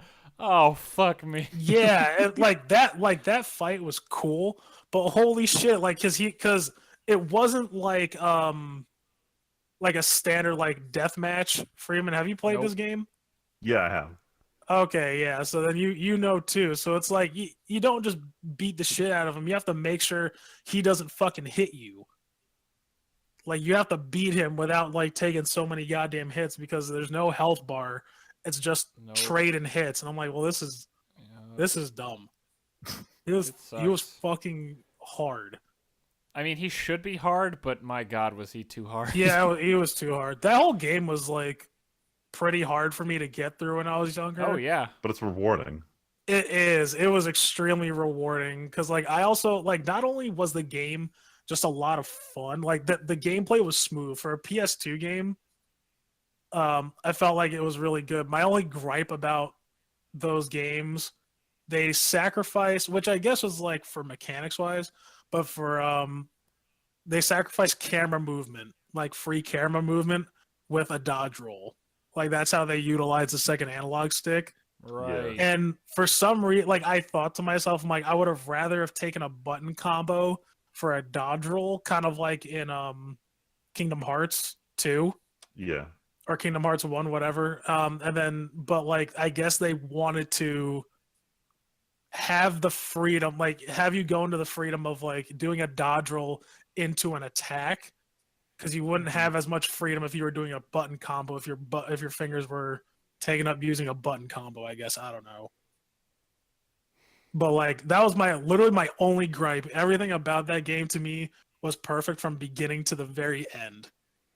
Especially the end, like just the story is good. He's just like, we said that you'd be forgiven for your sins, but we would never let you forget. I was like, holy fuck. Oh, This is some shit. Oh my god, I freaked out. And he's like, well, time to kill myself.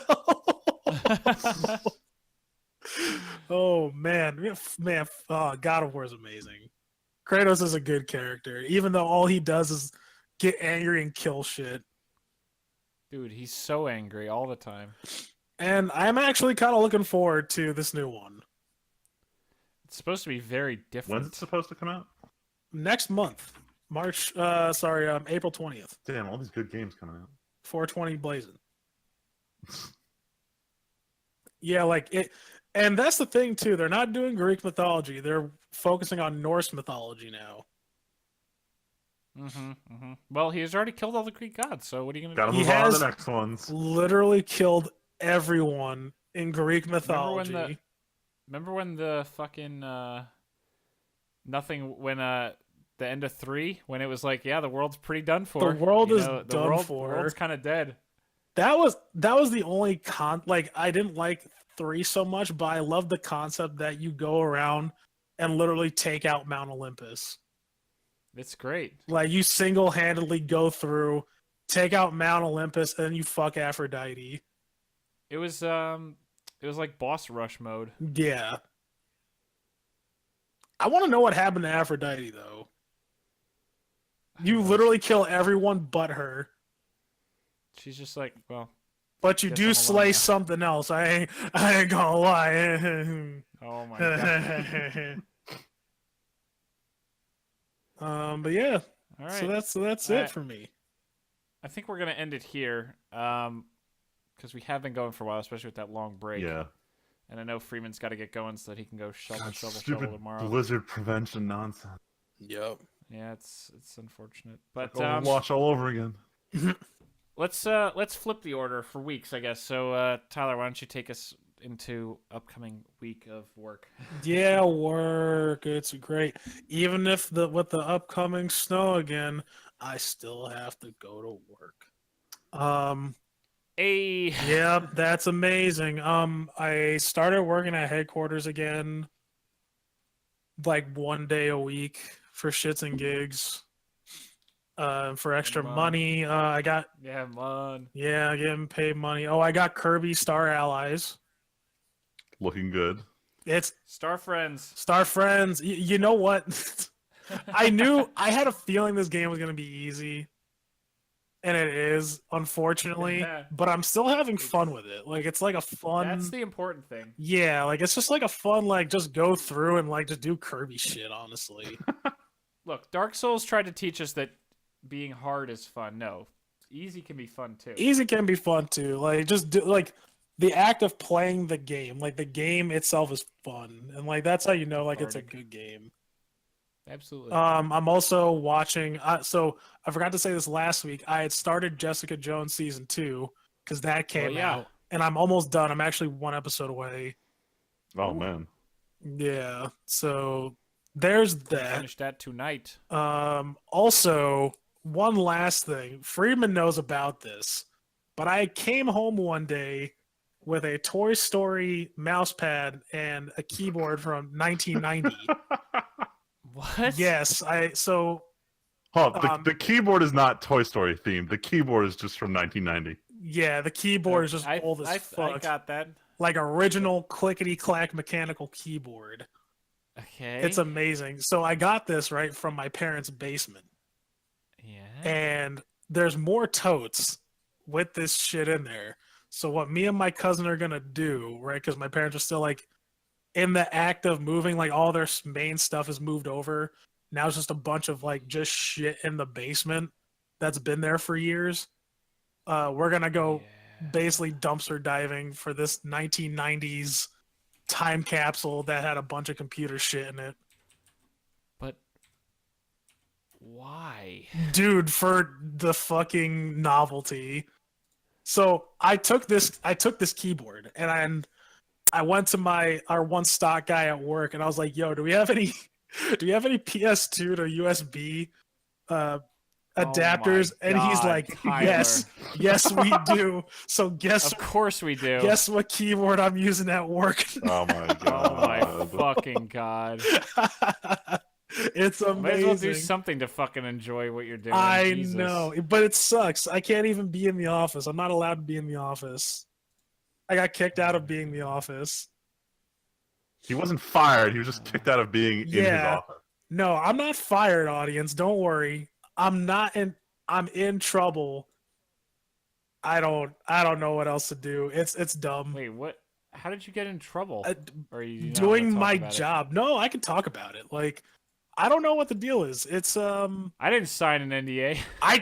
yo, just like MotoGP, I didn't sign no NDA. Yeah, like it's just weird. Like for some reason, my manager correlates break fix efficiency to time spent in the office at my desk, which is odd because Interesting. if you look at my task completions, they're pretty up there. And so apparently, for some reason, he thinks I'm not doing anything. So he's like, "You gotta go." Huh. Yeah, and he's done this twice now this week. Oh, in a week. And Huh. he has called me out on this like at least 4 or 5 separate times now. That's strange. Just for coming back into the office to like get random stuff or like if I could at least take a breather. Nope. You got to get out there. What a piece of shit. I know.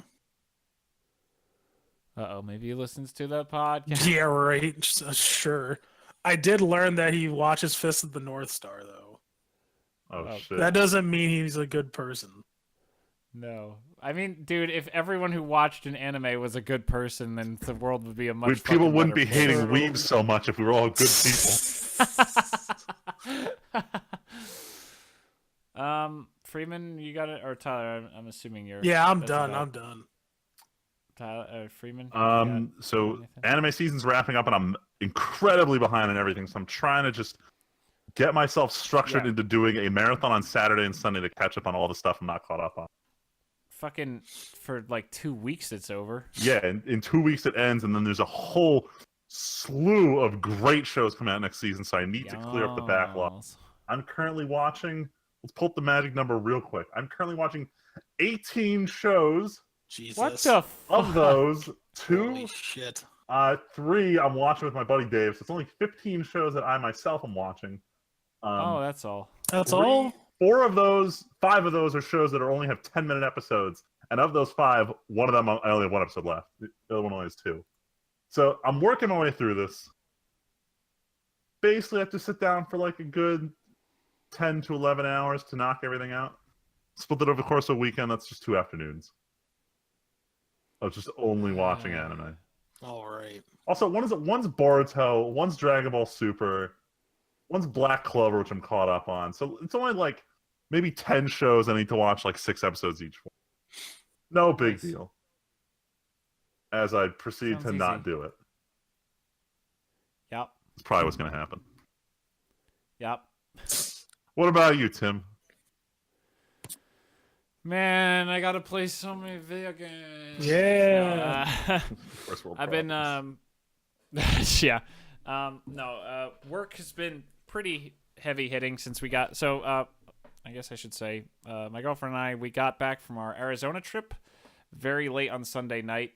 People who follow me on Twitter know that I was actually super excited. So we got to we flew out of Arizona from the wedding we were at on Sunday afternoon, and we got to the airport about 12:30 local time.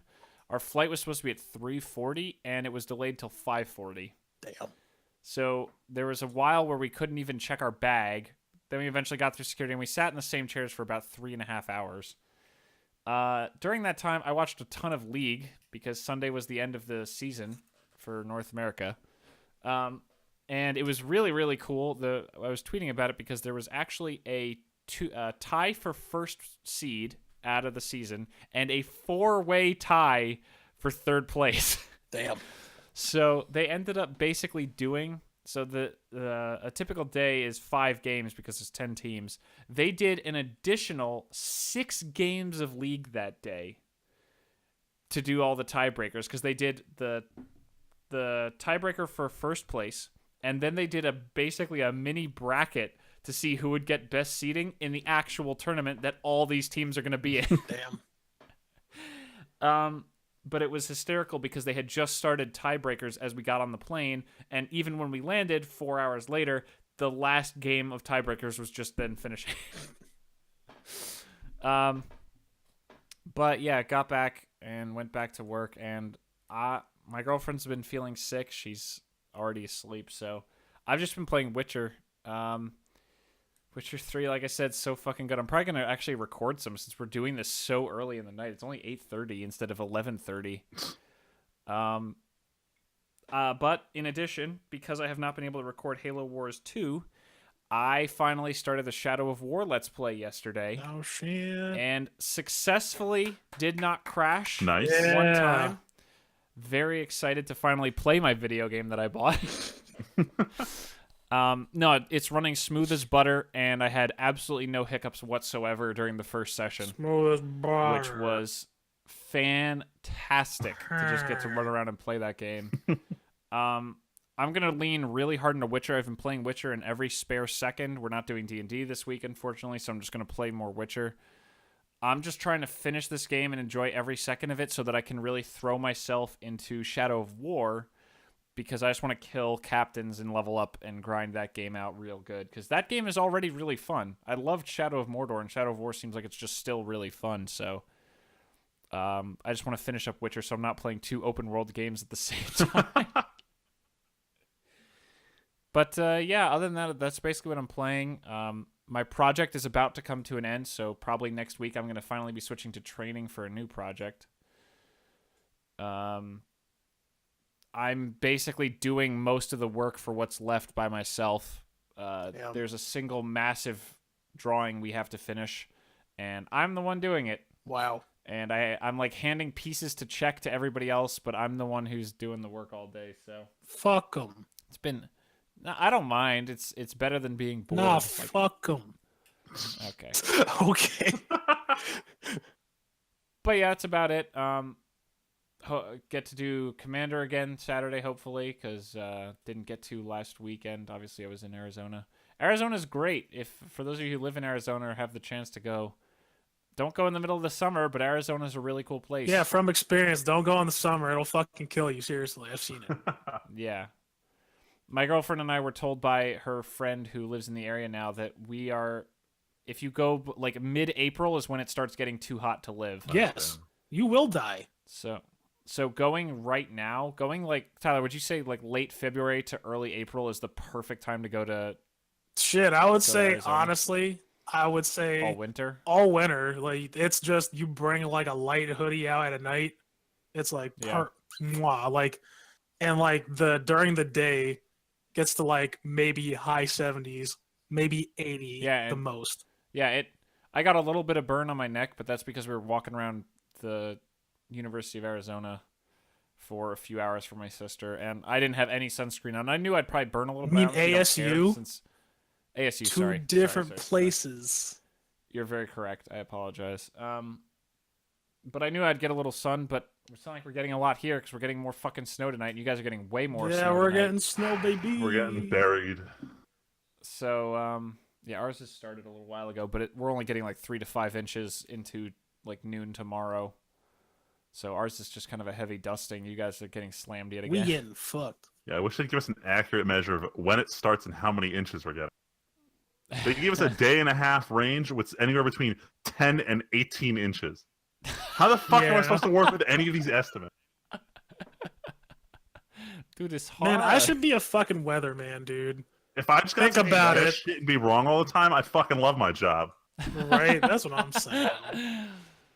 Anyway, It's either gonna snow a little or a fuck ton. Who the fuck knows? Maybe not. I'm not sure. either way, though, we are going to end the podcast here. So thank you all very much for listening. I hope you guys are ready to, unless something changes, end our top 10 lists next week. Yeah. Talk about our top 2 games each. But until such time, my name is Timpedia, I'm Friedman. Just Tyler. and we will catch you guys next week. Thanks for listening.